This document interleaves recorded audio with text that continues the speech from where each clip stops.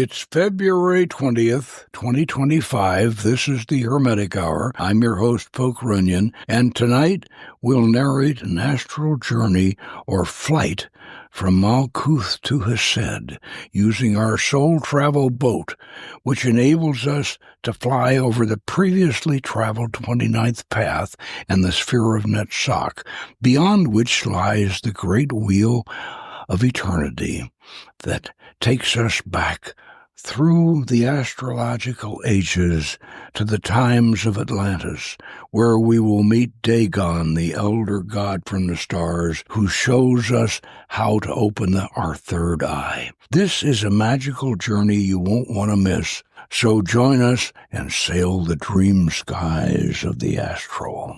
You are completely relaxed and inert. Your physical body is like a huge stone statue, 100 feet tall.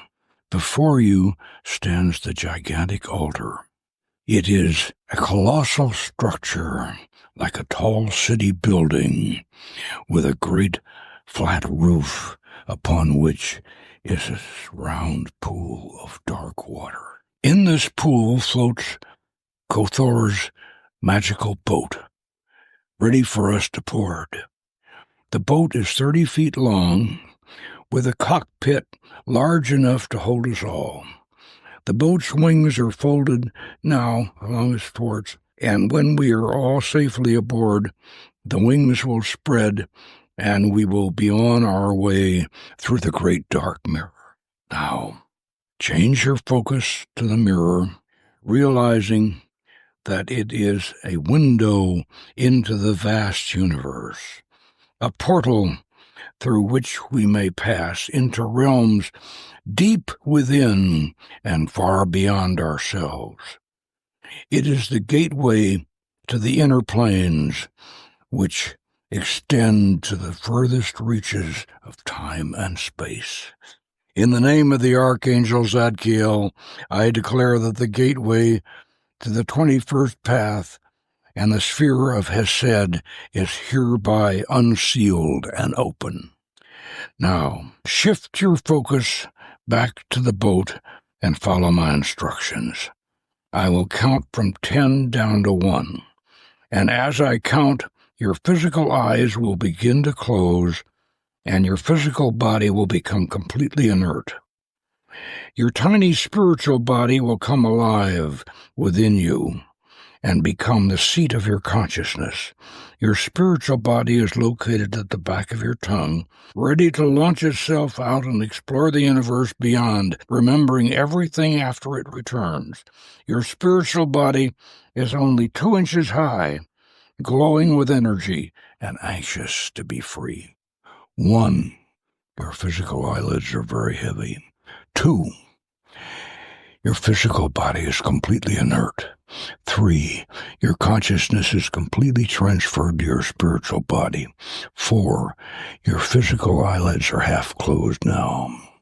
5. Your spiritual body is ready to make the leap. 6. Your physical eyelids are nearly closed. 7. Your spirit body's eyes are open. 8.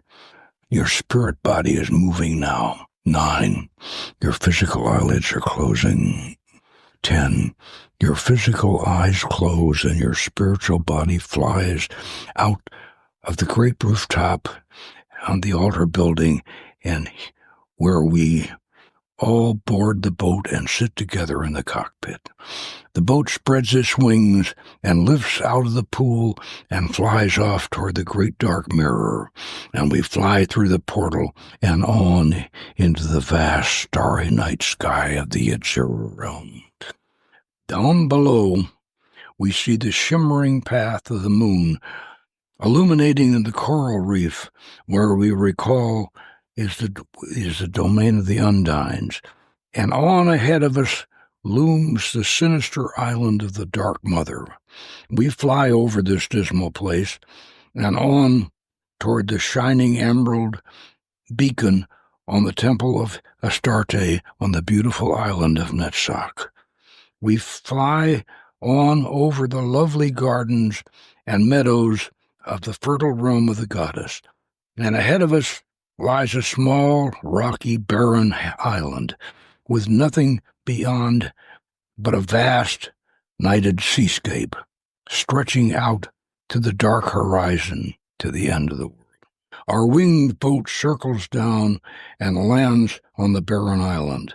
We disembark and make our way to the top of the highest building. Our winged boat circles down and lands on the barren island. We disembark and make our way to the top of the highest crag. Here we discover a very unusual feature. Looming before us, crowning the summit, rises a freestanding megalithic stone arch. The two massive stone uprights are set very close together, too close for a human body to pass through. We realize that this is some sort of ancient sighting device. The letter Kaf is carved on the lintel stone far above our heads.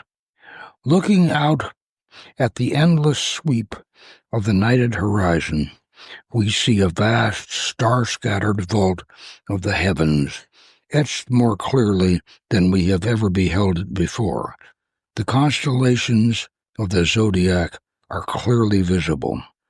As we study them, we can even see the faint outlines of the mythological figures between the stars. This is the great 12-spoke wheel of death and rebirth, and the mighty clock face of eternity. Pisces now lies just on the horizon, as seen through the sighting slot of the megalith. Suddenly there is a flash of light, a sunrise at vernal equinox, and the great wheel rolls backwards, bringing Aries into position it occupied over 1,000 years earlier. Another flash, another sunrise, and the wheel rolls again, sliding back to bring Taurus into position as it was in 3000 BC. Another flash and Gemini rolls back. Flash again and Cancer takes its place. Now the flashes come faster and faster, and the great wheel picks up momentum. Leo passes, followed by Virgo, Libra, Scorpios, Sagittarius, Capricorn, Aquarius, and finally Pisces again. And we are looking out at the sky of 21,000 years ago. The momentum of the great wheel slows down, another flash for Aries, and finally it stops at the last flash of the ancient sunrise at vernal equinox in Taurus in the year 22,687 BC. We return to our boat and climb aboard. The boat spreads its wings and flies on into the sunrise as the beautiful dawn spreads its light over the ocean, and we see the vast island continent on the horizon.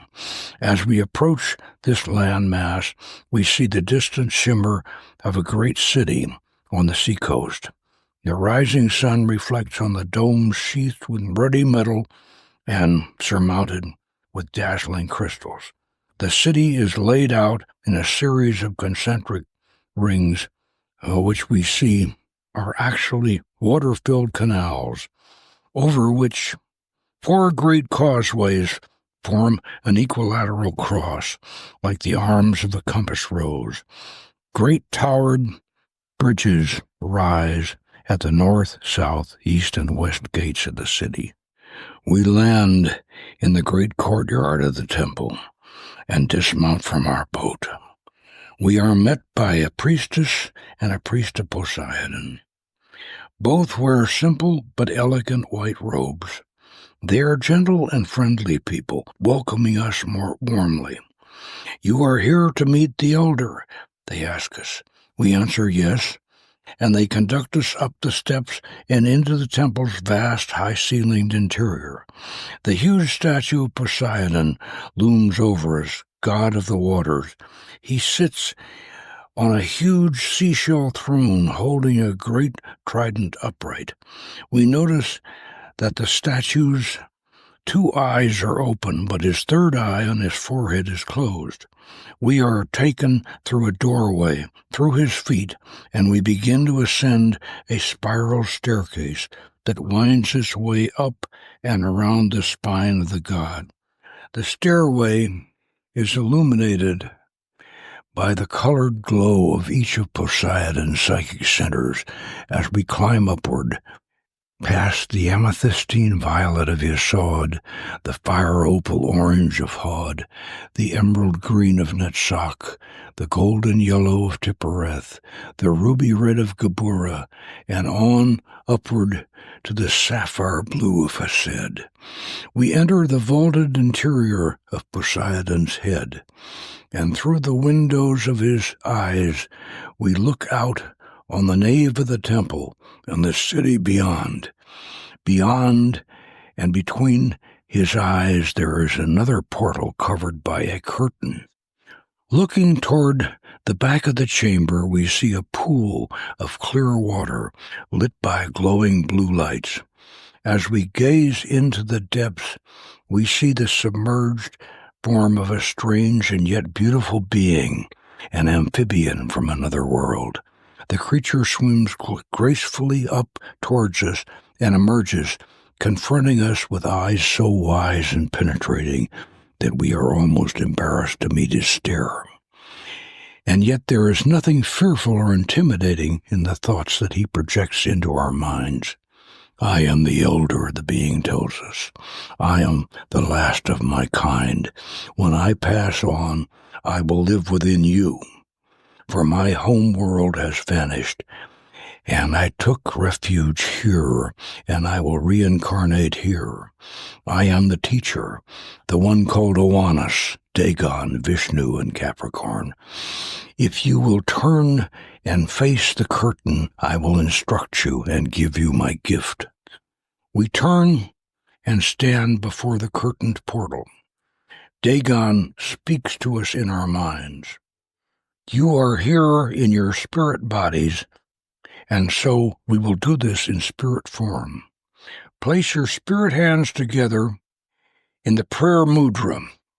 Declare what you want your consciousness to view or to visit, and the time in past or future. Thus, you are defining your target. Now, push your thumbs together and open your hands. You will open the curtain before you over your third eye. For long-range projection into the far reaches of the universe, you may use the tesseract, the four-dimensional cube, as a sighting or navigating device. You may also perform this operation with your physical hands before your face at the same manner that you do in the master ritual. To project into the scene you are viewing, simply lower your physical or your spirit hands and step into the scene. While you are here, I suggest you project into your workshop and observe how we grow crystals to receive and absorb the sun's energy and transform it into electricity, and how we forge and cast our copper zinc alloy, our calcum. Following Dagon's suggestion, we raise our spirit hands to our faces and open our third eyes and view the scenes he has described. After we have completed our tour of the workshops, we return to the temple and we thank Dagon for his gift. The priest and the priestess meet us at the top of the stairs and lead us down to the temple, and then back out to the courtyard where we find our boat. Waving goodbye to the friendly Atlanteans, we climb aboard. The boat spreads its wings, and it lifts us up, flying back the way we came, toward the Isle of Eternity. It is night again when we reach the island. We fly around and around the megalith, and in a clockwise direction, seeing the sunrise flash through the gate of the equinox until finally we have returned to our own time. The boat wings us back over the island of Netsach, and then past the Isle of the Dark Mother, coming at last to the Reef of the Undines. And here we fly through the great portal in the stars, down into the Temple of Malkuth, and land in the pool and the altar top. We disembark from our boat, fly back into our great inert forms, and begin the process of linking up and reactivating our physical bodies. You will remember everything that you have experienced and learned. 1. Your spiritual body is linked with your physical. 2. Your physical body is returning to consciousness. 3. You are now fully awake and alert. This concludes the Pathworking to Chesed. This concludes our broadcast for tonight. Stay with us next week, and we'll have another adventure in the world of Hermetic magic.